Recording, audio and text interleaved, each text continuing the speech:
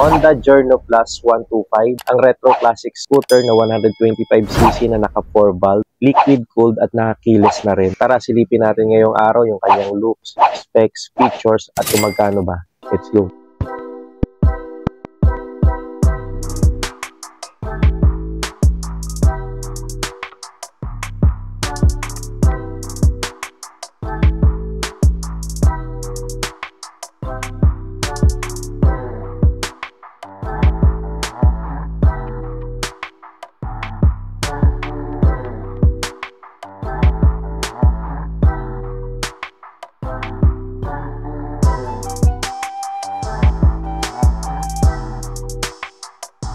Noong nakaraang linggo ay formal ngang pinakilala ng Honda Philippines ang kanilang bagong classic scooter na pambato sa 125cc category.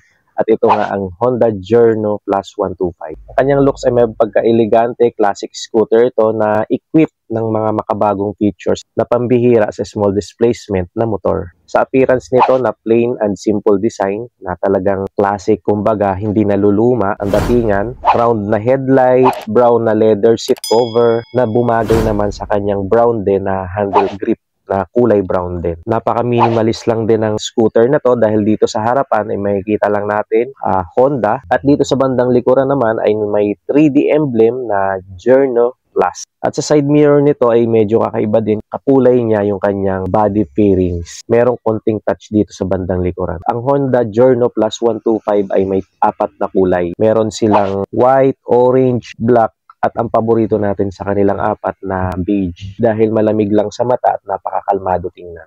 At ito din yung kulay ng Honda Journey Plus na ibinigay kay Alden Richards na bago nilang ambassador. Sa 4 na kulay, ano yung nagustuhan nyo? Comment nyo nga sa ibaba. Noong pinakilala ng Honda Philippines, yung Honda Journey 125 ay talagang nagkagulo, lalo na sa social media. Dahil alam naman natin na talagang magiging top of the line ng motor na to, dahil nga siksik-liglig o busog sa specs at mga features ang motor na to. Nabukod sa may kakaibang hatid na ganda, ay talagang napaka-advanced din ang mga features. At mayroon pang mga nag-comment na talagang Yamaha Pacho 125 killer ang Honda Journey Plus 125. Dahil pambihira nga naman talaga ang kanyang power output sa 125cc category, lalo na sa classic scooter. Naka 4 valve ito na pambihira lang sa 125cc, kahit ang Click 125 ay kinabog nito. Naka 4 stroke, single overhead cam, liquid cooled na rin at talagang napakabisa sa mahabang biyahe. Naka ESP Plus engine pa ito, nagpatipid lalo sa gas dahil naka FI na rin ang motor na to. Na mas pinaganda pa dahil equipped na rin ito ng idling stop system na mas nagpatipid lalo sa konsumo ng gas, lalo na kapag nakahinto tayo sa mga stoplight. Ang kanyang maximum power ay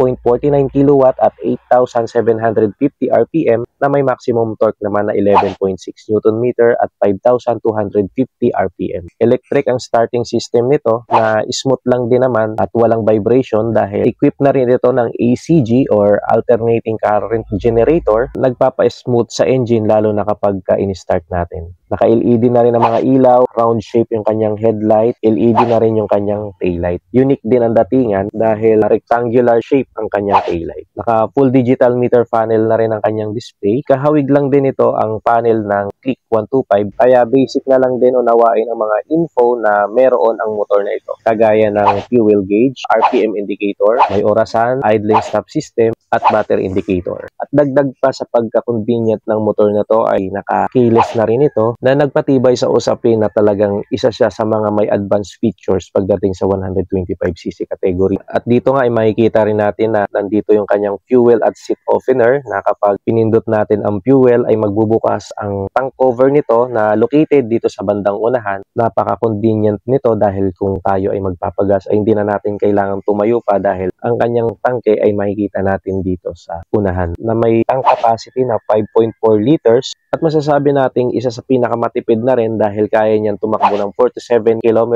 per liter. At makikita na rin natin dito sa kanyang bandang kaliwa ang front pocket na kasyang-kasya ang cellphone dahil pwede na rin tayo ditong mag-charge habang nasa biyahe dahil equipped na rin siya ng USB ready na charging port. At katabi na rin ito yung kanyang hook na foldable. Malaking tulong ito lalo na kapag marami tayong pinamili. Pwede nating isabit yung yung mga maliliit na bagay or mga naka-plastic or eco bag, kung hindi man pwedeng ipatong dito sa kanyang napakalawak din na gulay board or footboard. At kapag sinilip naman natin yung kanyang underseat compartment, hindi na rin natin kailangan susian pa dito sa likuran dahil nandito na rin yung kanyang seat opener dito sa bandang unahan. Pindutin lang natin at bubukas na yung underseat compartment natin na talagang malulula ka sa lawak ng kanyang compartment na may capacity na 30 liters na masasabi nating kasyang-kasya dito yung dalawang helmet at mga ilang bagay na pwede nating ilagay dito lalo na kapag nagbabalak tayong mag-long ride. Sa braking system nito ay hindi na rin papahuli dahil naka-disc brake na sa unahan at naka-drum brake naman sa likuran na equip na rin ng combi brake system kapag hindi natin nagtansya yung preno at biglaan nating napihit. Binabalanse pa rin ito yung kagat ng mga brake sa likod at sa unahan. 70% sa likuran at 30%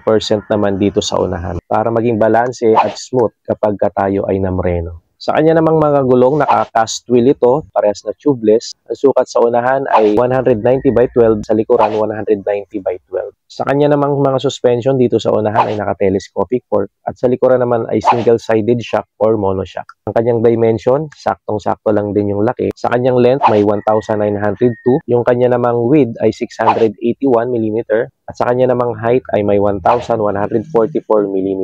Napaka-manageable na rin ang motor na to dahil 116 kilograms lang ito at abot na abot or pasok sa average height ng mga Pinoy dahil 780 mm lang ang kanyang seat height. 1,312 mm naman ang kanyang wheelbase at ang nakakabilib dito ay parang adventure scooter yung kanyang ground clearance na may sukat na 155 mm. So ligtas na ligtas ito sa mga higanteng hams ng Pinas sa malulubak na kalsada. Siyempre hindi tayo sasayad kapag napadaan tayo sa hindi kagandahang kalsada. Isa din talaga ako sa napahanga dito sa specs at features ng Honda Giorno Plus 125. Kayo, napabili ba kayo sa bagong scooter ng Honda? Comment nyo nga sa ibaba.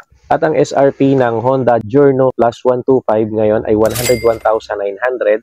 So, sa inyong palagay, sulit ba ang Honda Journey Plus 125? Comment nyo sa ibaba.